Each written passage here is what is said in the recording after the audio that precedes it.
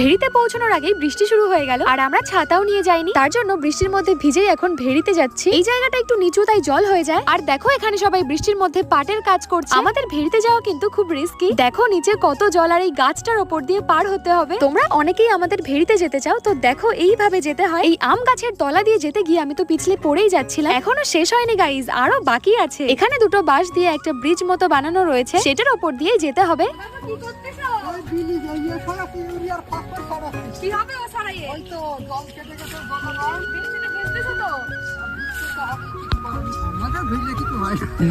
চলে এসেছি এখন আমাদের ভেড়িতে। ভেড়িতে এসে তো আমাদের কোনো কাজ নেই, তাই নৌকাতে উঠে পড়লাম।